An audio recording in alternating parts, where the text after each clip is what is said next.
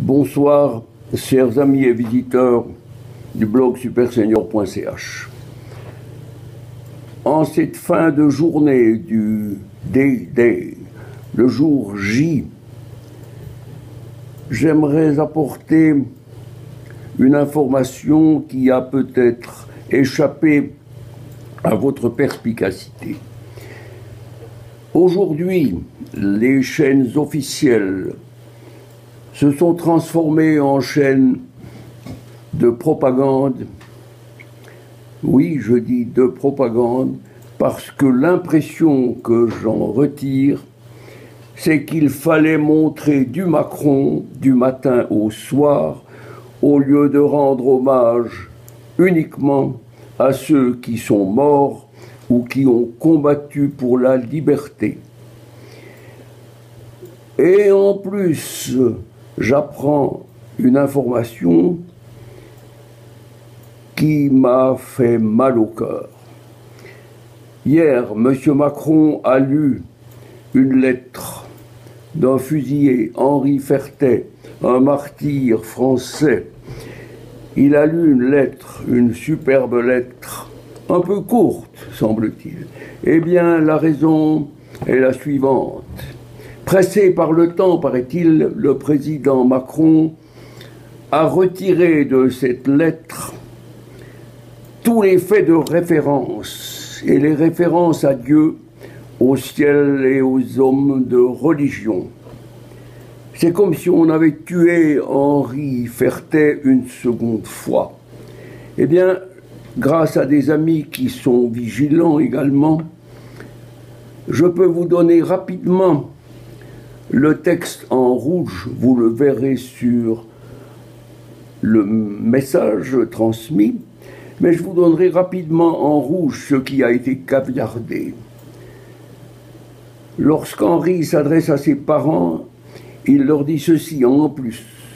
Vous ne pouvez savoir ce que moralement j'ai souffert dans ma cellule, ce que j'ai souffert de ne plus vous voir, de vous sentir peser sur moi votre tendre sollicitude que de loin. Pendant 87 jours de cellule, votre amour m'a manqué plus que vos colis. Et souvent, je vous ai demandé de me pardonner le mal que je vous ai fait, tout le mal que j'ai fait. Vous ne pouvez pas vous douter de ce que je vous aime aujourd'hui, car avant, je vous aimais plutôt par routine. Mais maintenant, je comprends tout ce que vous avez fait pour moi, et je crois être arrivé à l'amour filial véritable, au vrai amour filial. Peut-être après la guerre, un camarade vous parlera-t-il de moi, de cet amour que je lui ai communiqué, et j'espère qu'il ne faillira pas à cette mission sacrée. Remerciez toutes les personnes qui se sont intéressées à moi, etc. Embrassez fort mes grands-parents, etc. Dites à monsieur le curé ce que je pense, et que je pense particulièrement à lui et aux siens. Je remercie Monseigneur du grand honneur qu'il m'a fait, honneur dont je crois que me suis montré digne. Je salue aussi en tombant mes camarades de lycée. Je lègue ma petite bibliothèque à Pierre, etc. Maintenant, avec Pierre, mon frère, soyez sévère et tendre. Vérifiez son travail, forcez-le à travailler, n'admettez pas de négligence. Il doit se montrer digne de moi. Papa, je t'en supplie, prie, songe que si je meurs, c'est pour mon bien. Quelle mort sera plus honorable pour moi que celle-là? Je meurs volontairement pour ma patrie. Nous nous retrouverons bientôt tous les quatre au ciel. Qu'est-ce que s'entend? Et maman, rappelle-toi, et ces vengeurs auront de nouveaux défenseurs qui, après leur mort, auront des successeurs. 1000 baisers, vive la France, signé un condamné à mort de 16 ans, Henri Fertet.